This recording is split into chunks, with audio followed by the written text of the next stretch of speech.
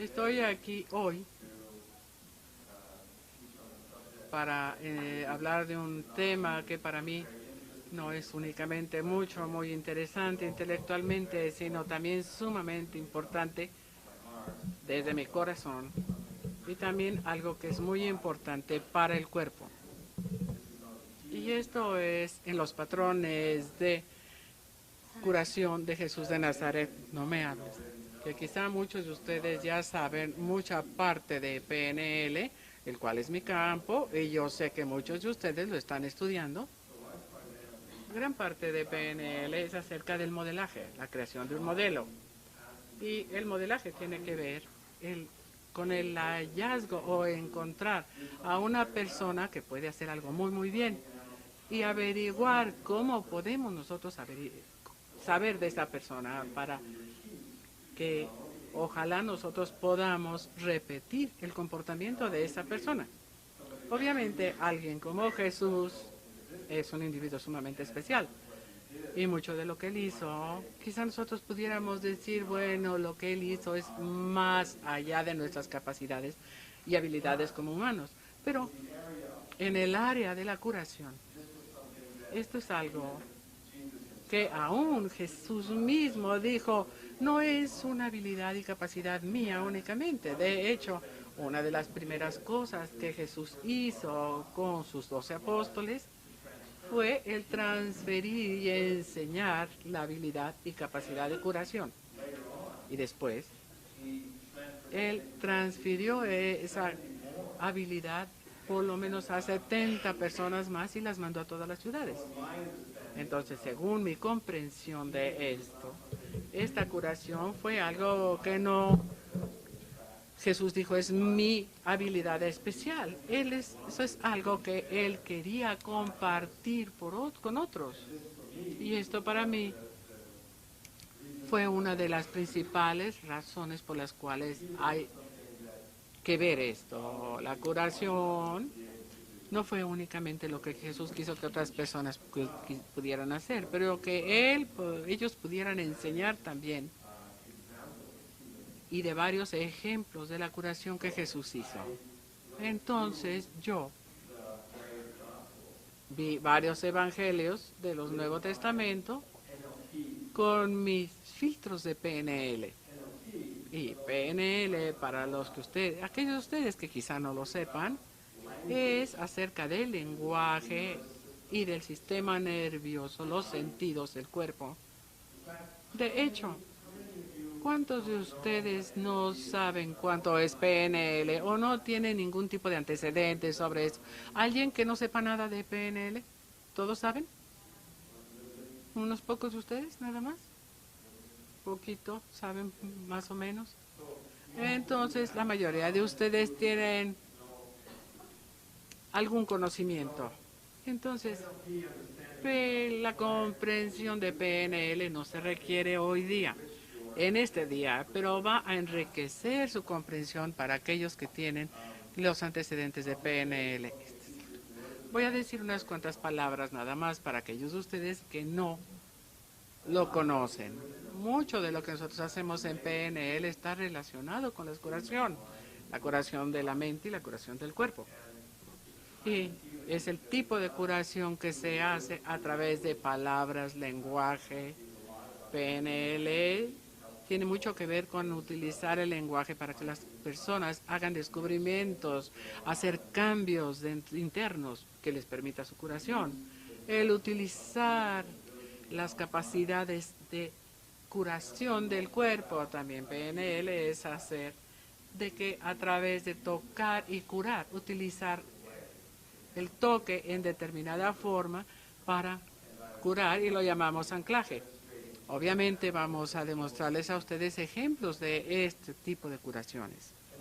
Y desde luego, esta curación a través del tocar o de la palabra, que lo que hizo que Jesús sobresaliera como un curandero de su tiempo. Antes de ese tiempo había otros rabinos que sí curaban, que hacían milagros de curación.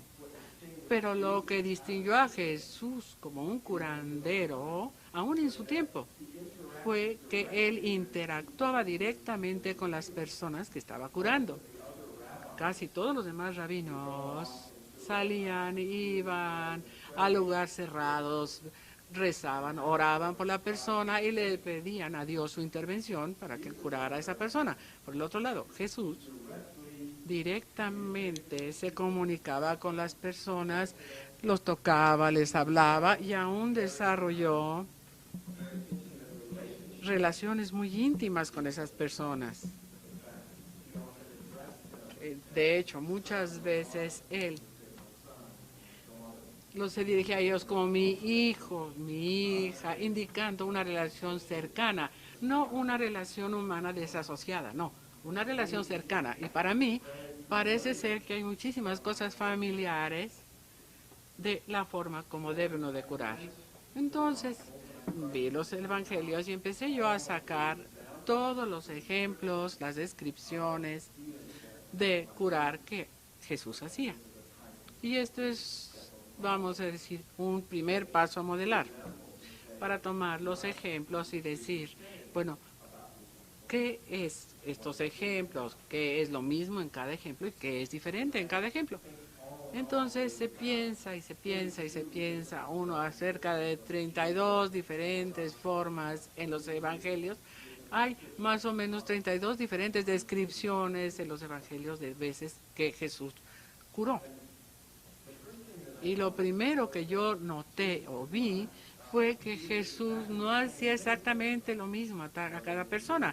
En otras palabras, no nada más llegaba y decía, ya te curaste. No. O te curé. No, no es lo que hacía Jesús.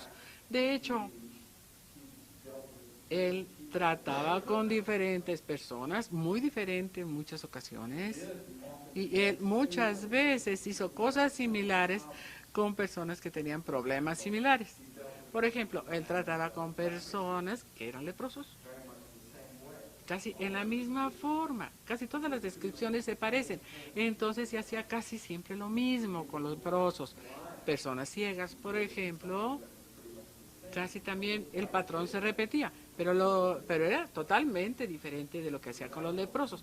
Por ejemplo, con personas que tenían lepra, Jesús les daba una tarea, vamos a decir, especial, diríamos, en PNL, una tarea. Es que me está escuchando. Y lo que él hacía era que les decía, ve y muéstrate tú mismo al sacerdote. Y después de que ya te muestres al sacerdote, haz una oferta de celebración, un ofrecimiento de celebración a Moisés. Esto es muy, muy interesante. Y de hecho, era la forma de ir a completar la tarea y hacer esta tarea que se curaban. No se curaban en el momento exacto, sino en el camino a hacer toda esta tarea, lo cual es sumamente interesante.